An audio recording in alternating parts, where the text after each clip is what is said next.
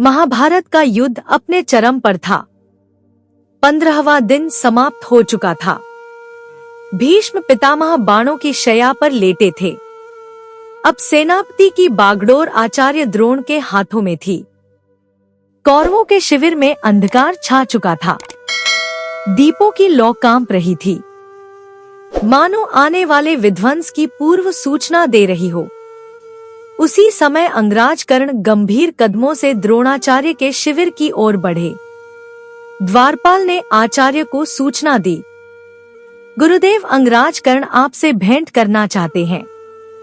द्रोण ने क्षीण स्वर में कहा, उन्हें आदर सहित भीतर आने दो। कर्ण भीतर प्रवेश करता है। आचार्य ध्यान मग्न बैठे हैं। उनकी आंखों में एक अजीब सी चमक है, मानो वे आने वाले भविष्य को भेद रहे हो। कर्ण ने प्रणाम किया। गुरुवर, युद्ध की विभीषिका दिन प्रतिदिन बढ़ रही है। आज मैं आपके चरणों में एक प्रश्न लेकर आया हूँ। द्रोण ने स्थिर स्वर में उत्तर दिया। कर्ण, तुम्हारे मुख से प्रश्न सुनकर मैं आश्चर्यचकित हूँ। तुम तो वह हो जो किसी के सम्मुख झुकते नहीं, परंतु आज तुम्हारी वाणी में संकोच है। कहो, क्या रहस्य तुम्हें विचलित कर रहा है? कर्ण ने धीमे स्वर में कहा, गुरुवर, आज रणभूमि में मैंने देखा कि आप भीष्म पितामह के समान पांडवों का वध करने से बचते हैं। आप उन्हें घायल करते हैं परंतु अंत नहीं करते। क्या कारण है इसका? क्या आपकी निष्ठा दुर्योधन के प्रति नहीं है? यह सुनकर द्रोण की आंखों में अजीब सी उदासी उतर आई। उन्होंने कहा, कर्ण, तुम केवल योद्धा हो, पर मैं केवल योद्धा नहीं, मैं ब्राह्मण भी हूँ। और ब्राह्मण का श्राप यदि किसी पर उतर जाए तो वह संपूर्ण वंश का विनाश कर देता है। मुझे है कि पांडव धर्म के पक्षधर हैं। उनके प्राण छीनना उतना सरल नहीं जितना प्रतीत होता है, और फिर एक गूढ़ रहस्य ऐसा है जिसे मैं अब तक हृदय में छुपाए रहा हूँ। कर्ण ने विस्मित होकर कहा, गुरुवर, यह कैसा रहस्य?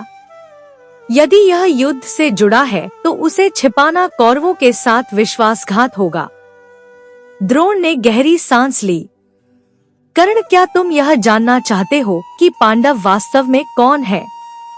क्या तुम यह जानना चाहते हो कि उनके प्राणों की रक्षा स्वयं कौन कर रहा है? कर्ण की आंखें बड़ी बड़ी हो गई। गुरुवर, आप किस ओर संकेत कर रहे हैं? क्या आप कहना चाहते हैं कि स्वयं नारायण श्री कृष्ण उनके रक्षक हैं? द्रोण हल्की मुस्कान के साथ बोले, केवल रक्षक ही नहीं, कर्ण, कृष्ण स्वयं इस युद्ध के सूत्रधार हैं। उनके बिना पांडवों का अस्तित्व अधूरा है। तुम चाहे कितनी भी बार युधिष्ठिर, भीम, नकुल, सहदेव या अर्जुन को परास्त करो, वे मृत्यु को छूकर भी जीवित लौट आएंगे, क्योंकि उनके प्राणों की डोर उस परम पुरुषोत्तम के हाथ में है। और इस रहस्य को न जानने के कारण ही भीष्म ने कहा था, मैं पांडवों का वध नहीं कर सकता। कर्ण का हृदय कांप उठा। उसकी आंखों में तीव्र ज्वाला भड़क उठी। गुरुवर, तो क्या इसका अर्थ यह है कि यह युद्ध पहले ही निश्चित है कि चाहे मैं कितना भी पराक्रम करूं, पांडवों का विनाश संभव नहीं? तो फिर दुर्योधन का क्या होगा? मेरी निष्ठा का क्या होगा? द्रोण ने मौन साध लिया। कुछ क्षण बाद वे धीमे स्वर में बोले, कर्ण, इस युद्ध का निर्णय शस्त्रों से नहीं होगा।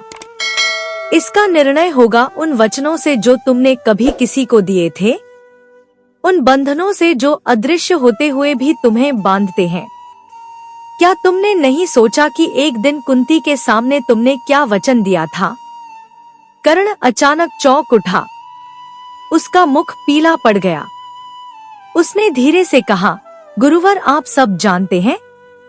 द्रोण ने उसकी आंखों में झांकते हुए कहा, हाँ कर्ण, मुझे सब झा है। तुम जानते हो कि तुम्हारी निष्ठा दो दिशाओं में बंटी हुई है। एक ओर तुम्हारी मित्रता दुर्योधन के साथ, दूसरी ओर तुम्हारा रक्त संबंध उन पांडवों से जिन्हें तुम शत्रु मानते हो। युद्ध भूमि में यही द्वंद्व तुम्हें रोकता है।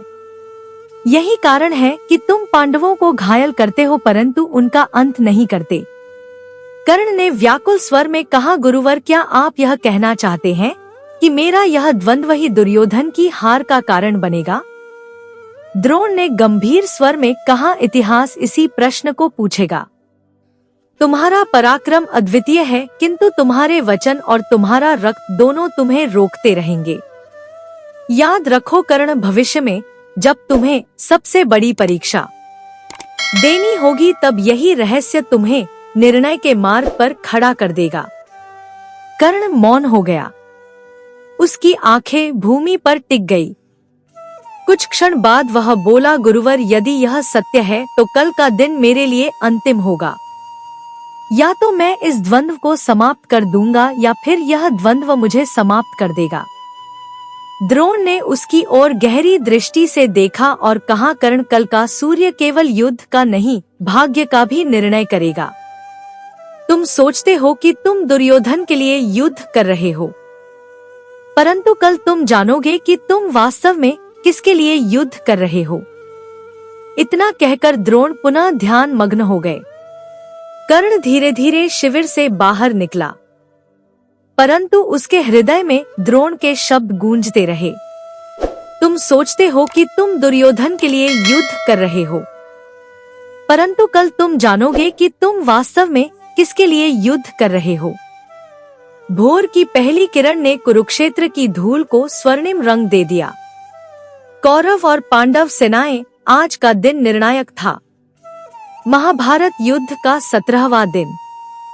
कर्ण ने शंखनाद किया और अर्जुन के रथ की ओर देखा। अर्जुन, आज मैं तुम्हें रणभूमि में ललकारता हूँ। आज यह युद्ध निर्णय होकर रहेगा, या तो मैं रहूंगा या तुम। अर्जुन ने गांडीव उठाते हुए कहा, कर्ण, तुम्हारा अभिमान आज चूर हो जाएगा। आज न्याय और धर्म की विजय होगी।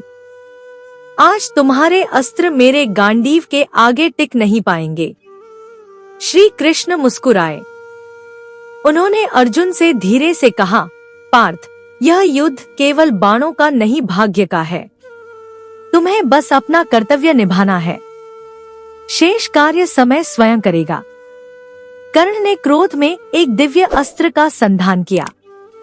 उन्होंने आकाश की ओर देखा और गर्जना की, पार्थ, यह अस्त्र तुम्हारा अंत कर देगा।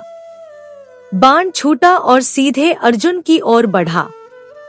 अर्जुन ने उसका सामना करने के लिए गांडीव उठाया, परंतु तभी श्री कृष्ण ने अर्जुन का रथ थोड़ा नीचे झुका दिया।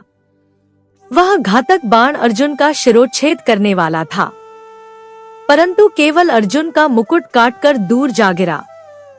कर्ण स्तब्ध रह गया। यह कैसे हुआ? यह कैसे बचा? श्री कृष्ण मुस्कुराए और बोले, कर्ण, भाग्य से बड़ा कोई अस्त्र नहीं होता। युद्ध और भीषण होता गया। कर्ण ने पूरी शक्ति से अर्जुन को दबाना प्रारंभ किया। अर्जुन क्षण भर के लिए पीछे हटे। तभी अचानक कर्ण के रथ का पहिया कीचड़ में धंस गया। कर्ण ने शल्य से कहा, रथ रोक दो, पहिया बाहर निकालो। फिर वे अर्जुन की ओर मुड़े और बोले, पार्थ, क्षत्रिय धर्म कहता है कि जब प्रतिद्वंदी का रथ धंस जाए तो उस समय उस पर प्रहार नहीं किया जाता। थोड़ा ठहरो, मैं अपने रथ का पहिया निकाल लूं, फिर युद्ध करना। अर्जुन रुकने ही वाले थे, पर श्री कृष्ण ने उन्हें रोक दिया। श्री कृष्ण ने प्रचंड स्वर में अर्जुन से कहा, पार्थ, यह वही कर्ण है जिसने तुम्हारे पुत्र अभिमन्यु को चक्रव्यूह में फंसाकर निर्दयता से मार डाला। क्या उस समय इसने क्षत्रिय धर्म का स्मरण किया था? क्या तब इसने न्याय की बात की थी? याद करो, द्रौपदी के चीरहरण के समय यह कर्ण ही था जिसने उसे दासी कहकर अपमानित किया। क्या उस समय धर्म की मर्यादा का स्मरण हुआ था? आज यह धर्म की दुहाई दे रहा है। नहीं पार्थ, आज धर्म की स्थापना तुम्हारे हाथों से ही होगी।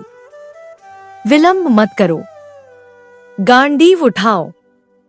अर्जुन के नेत्रों में अग्नि प्रज्वलित हो उठी। उन्होंने गांडीव पर पाशुपात्र अस्त्र चढ़ाया। कर्ण ने पुनः रथ का पहिया उठाने का प्रयास किया। उसकी आंखों में निराशा और वेदना थी, मानो वह स्वयं जान गया हो कि उसका अंत समीप है।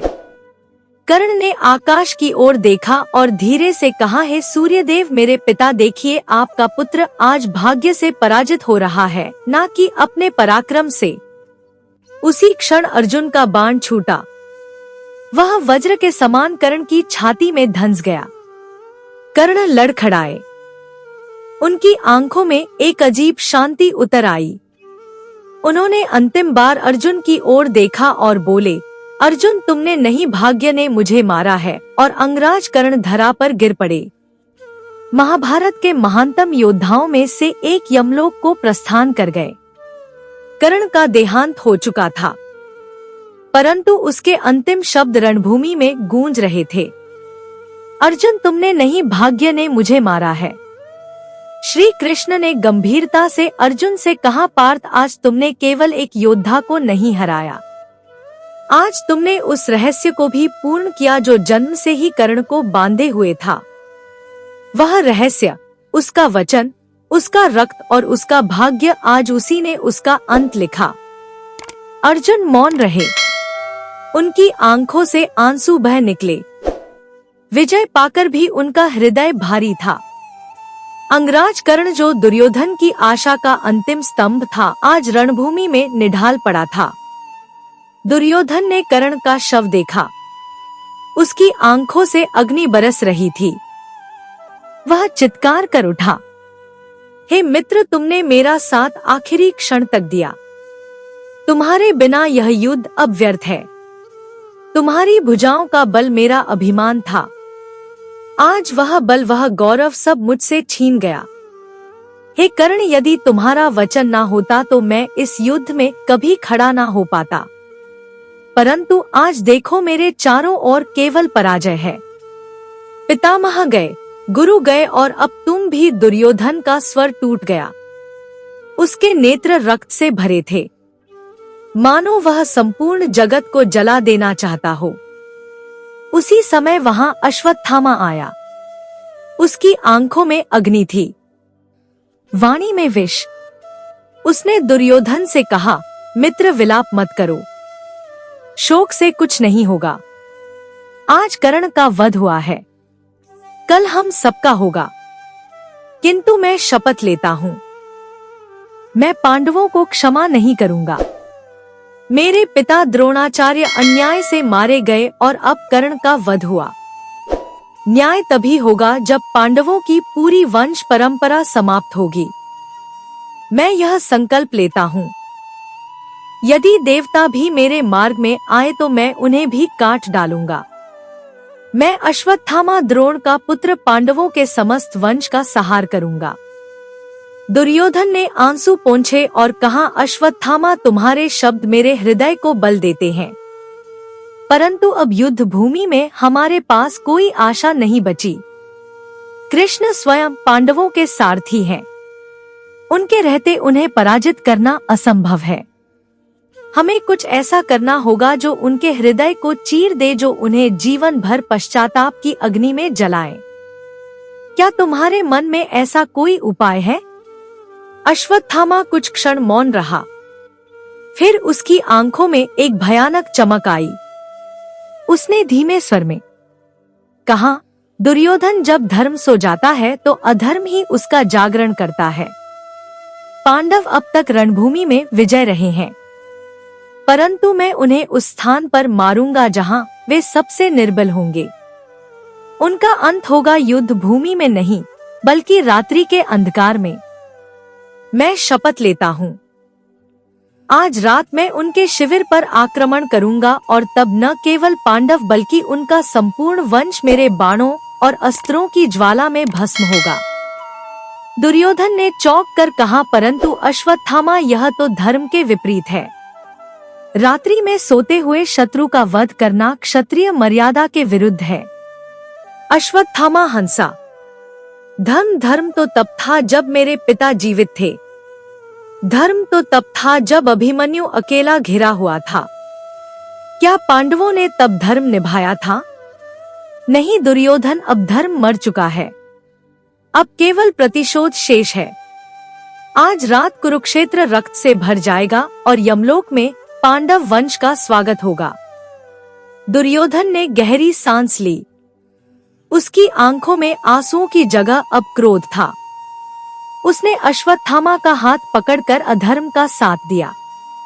उम्मीद करती हूँ यह कहानी आप लोगों को अच्छी लगी होगी। अच्छी लगे तो लाइक करें, अपने दोस्तों कुछ के साथ शेयर करें, मेरे चैनल को सब्सक्राइब करें और कमेंट में जय श्री कृष्ण अवश्य लिखें। कहानी सुनने के लिए बहुत बहुत धन्यवाद। मिलती हूँ एक और नई कहानी के साथ। जय श्री कृष्ण।